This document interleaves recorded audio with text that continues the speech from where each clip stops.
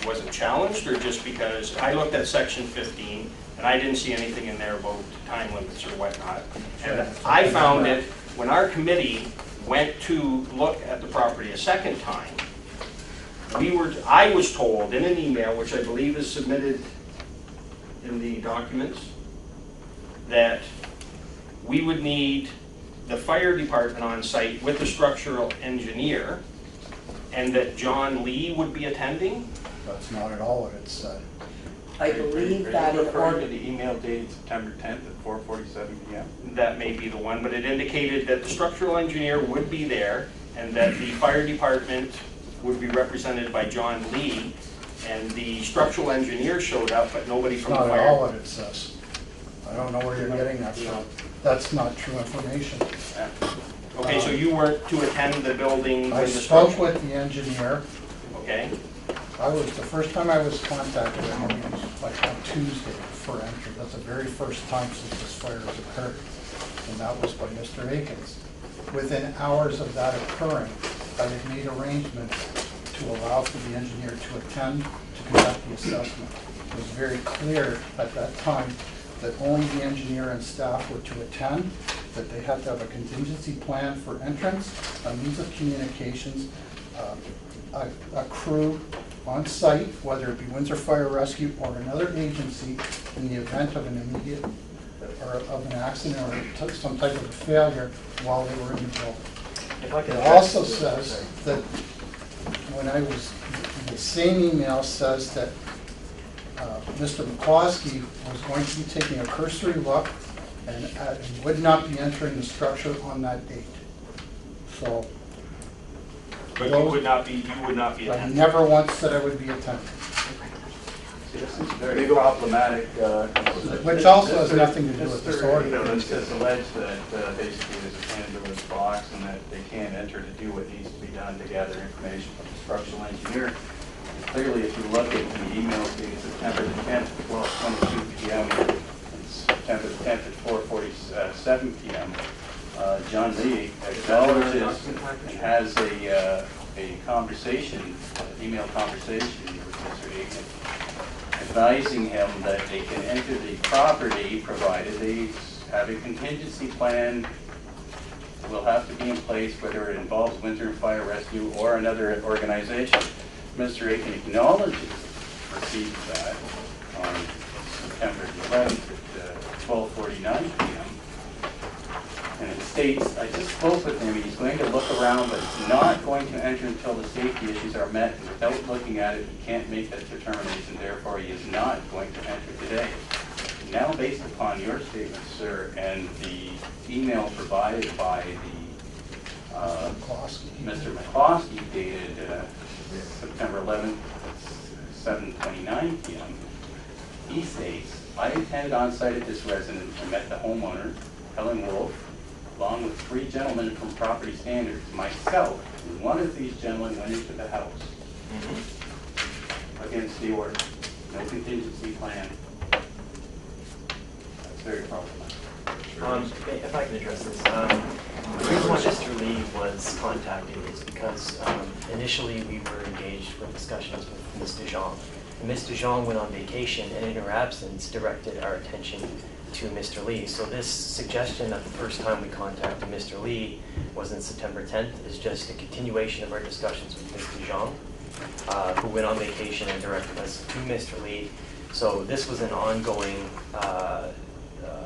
set of discussions that we're having to get access to the property. And that was the first time an engineer was identified as being retained, and as soon as that happened, we made arrangements for it to happen. If I can interject on that point specifically, I was the one who was dealing with Ms. DeJong right from the beginning and with Ms. Doyle, and I asked the point-blank question for the purposes of retaining an engineer, if I could be given assurance that the engineer would be able to attend and would be allowed into the property for the purposes of investigation. In response, if you turn to my affidavit exhibit, I believe it is N, you'll see the email where she specifically, rather than providing me with an assurance that any engineer retained, because again, my mother has no insurance here. There's a practical matter that we all seem to be overlooking, and that's the cost of all these things. You don't go out and retain an engineer and then turn around at the property and say, oh, I'm sorry, you can't attend. You need the assurance from the fire department and from the municipality that in fact that engineer can attend at the site and enter the property to carry out the work that you're asking them to do, because otherwise you're going to pay an attendance fee for no reason. So I was told in response in writing, if the owner chooses to retain the services of a professional structural engineer to conduct a structural analysis for a potential rebuild, approval from Ms. DeJong would be required. That email took place the very day that I had spoken to Ms. DeJong, and Ms. DeJong made it unequivocally clear that no entry would be permitted, and that any engineer the only way an engineer could investigate the site, which obviously wouldn't be adequate, would be from viewing it from above. So we are in a Pandora's box and a catch-22 here, and it wasn't until September 10th when Ms. DeJong was no longer there and somebody had replaced her that a more reasonable approach to the matter had been taken. And that wasn't until September 10th. Complexity continues. Yes. I'm Ms. DeJong, so maybe I can clear it up. The question that is in order has to do with me lifting the order, and the order is still not lifted and won't continue to be lifted straight off. That was Kimberly Wolf's request, was that the order be lifted straight off. For the purposes of allowing a structural engineer to attend. Thank you. We're not prepared to lift that We're order. not prepared to lift that order, and that order still stands for that reason. The question was never asked, I mean, when it was asked at the day after the fire, the building was still doing a lot of settling and there was a lot of ongoing movement with the building and things were falling off and whatnot. At that point, we didn't feel it was safe for a structural engineer to go in. When we identified that they could go in from above, it would have been with sending a fire aerial over the same way we had all looked at it from above to get a very close look at it from the back alley in a fire aerial bucket to get an overhead view of what was going on initially. So this only further emphasizes the point that this is an unworkable process, clearly. I still haven't heard the answer to the question, who is in control of the property? The My owner. assumption was that We're asking the same question. when an owner is in charge of the property, they're allowed to enter the property. And that is not the case here. So who is restricting Ms. Wolf from entering the property? And I'm still waiting for an answer for that question. Both ends. Yes. So are we wasting our time if we grant you an extension to repair the building? You can't repair it because they won't let you. Correct. We're wasting our time. That's, if I could, Mr. Chair, just to clarify, there is the opportunity to get access to the property. We've given the engineer permission to enter under certain conditions. And as long as those conditions are met, all we've asked is they provide a notification to us that they're going in and a timeline for how long they're going to be in there. So this statement that it's very troubling that there was entrance, that just verified that he did have permission to enter the property. Meeting Under a certain certain conditions, which were clearly laid out. Understanding that because the structural engineer entered the building without following the conditions that were laid out for him, technically he could be charged under the FPPA As well as a 21. member of this committee. Yeah, and I just want you to know that was that approval and the notification or the contingency plan were in place, and therefore the persons who entered the building could be charged under the FPPA. And the reason for that being in place is because, what we discussed, there's a threat of collapse within the building. And The if you- third floor attic space was full of boxes or storage, which has pancaked to the second floor. You have all that weight, plus the ceiling weight, plus all the water that's gone into that building. Mr. Souza expressed how the construction works. Nothing is tied into the exterior. It's all within. If it fails, it's going to pancake within and collapse in.